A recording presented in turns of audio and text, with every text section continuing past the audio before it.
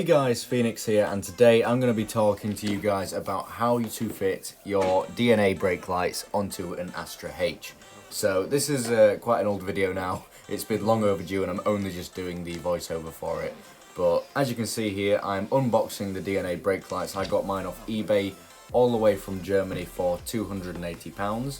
Now in England they can be worth up to about £400, so I would suggest getting them off eBay just so you get that bit of extra discount on them. Obviously it's a longer waiting time and you've got to wait for all the shipping and all that, but it's definitely worth it for the money if you get it for that much less. So £280, that's what they look like coming out of the box. Very nice design, very sleek, and I can't really fault it. Absolutely love the DNA brake lights. I'll show you what they're like obviously at the end of the video when they're on the car. So when it comes to fitting the lights, I'm only going to show you doing one side as I've done the other one pre-video to this. So as you can see here, on the left hand side you have a hatch that you unscrew the little hook thingies, and underneath those white little screws there, you can see those big triangle screws. You need to get your hands on there. So there's one there and there's one lower down. I don't think I can reach it on camera, but you just feel around for it, you'll feel that triangle, and you just need to unscrew them as you can see me doing here. Now it can be quite fiddly to do. You need to do it quite delicately so you don't drop them, because I can tell you now, if you do drop them, it is a pain in the ass to try and get them back. But it's fairly simple to do, definitely compared to the headlights on an Astra. The brake lights are really easy to do. Now I'm just speeding up the footage here because it does take ages just fiddling around, giving it a good screw. So that was the easier one. Now it's the one that you've got to properly reach in for, quite awkward to get to. As you can see here, I'm taking my time trying to make sure I don't drop it. It's worse getting them back in than it is getting out, but I would suggest taking it nice and slow, nice and easy, and eventually it will just come out. So there you go, I got it out. Two of them there, just put them to one side and keep them safe. Now when it comes to actually pulling out the brake light, literally just get your fingers around it. It's just clipped in with some push-on clips. So all you need to do is pull them out. Don't worry about giving it too much force. Obviously don't pull it too hard so the wires don't break or anything.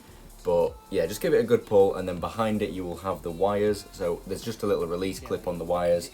If you just press down on the release clip, it will release it, and there you have it. There is the brake light out. So just safely put that in the boot somewhere or to one side, and make sure you have the wire there for your DNAs. Now as you can see here, I have the DNAs. It's the exact same wire. I'm from the UK and it's the exact same wire all around for all Astra H's. Just simply plug it straight back in. I worried about that originally, thinking it could be a different connector or anything with it being from Germany. But no, completely fine. Just plug it straight back in and then simply reverse exactly what you've just done to take it out. So I fiddled around with it a bit here, making sure I got it in the right way. Taking a while. I'm literally re-watching the video that you guys are currently watching now. So welcome to the commentary of me sat watching myself.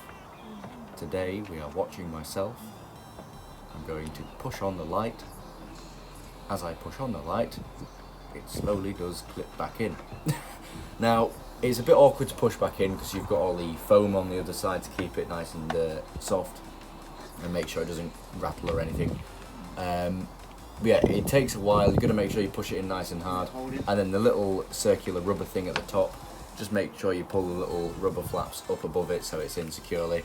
Always check that it's in securely, and then when it comes to actually screwing it back in, I'd suggest testing out the light, as you can see I'm doing here, to make sure it turns on and you've got the connector the right way. Saves you screwing it all the way back in, to then unscrew it, to then change the connector and then screw it back in. So I'd always check the lights before you do the screws back. Stop. And going straight back to the screws, I struggled to find them here. I lost them.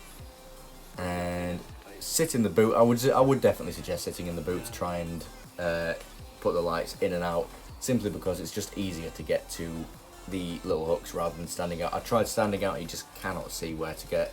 So sitting in the boot is definitely your best option here. Me, not so much. My boot was full of junk, as you can tell. But for actually doing it, I would most definitely suggest sitting in the boot. So here I do take a while just trying to screw it all the way back in, because it is a pain in the arse. because you've got to try and actually get it onto the little screw bit without dropping it. Like I say, if you do drop it, you're in for a hell of a lot of trouble trying to get these screws back. Now I'm just gonna skip ahead of the video a bit here as I'm fitting the screws back in. So if these lights happen to over relay, so what they can do is you can have them in, with them being LEDs, it confuses the electronic system in the car, so when you go to use the indicators, it goes very, very fast rather than normal pace.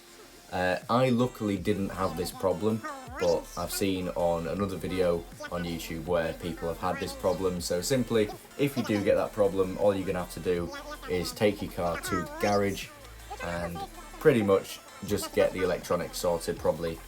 I don't know how they do it, but you'd have to take it to a garage to get it properly sorted with all the electronic relays and all that, to say LEDs use less power than the actual standard halogens, so it just confuses the thing and it thinks that there's no brake light in or the brake light stopped working. So here you are, you can see me checking out both the lights again. Now on camera it looks like they're flashing. This is not what they're like in real life, they're just a constant red.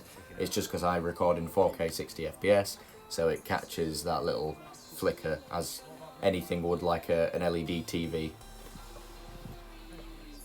And to finish off for you guys, I'm just going to give you all a load of random clips of the car with the DNAs in, and just a random test clip of all the lights. So yeah, I hope you guys enjoyed today's video. Make sure to like and subscribe for more. Smack my bell for notifications if you want to see me set space again, and I will see you all in another one. Phoenix Salute, out.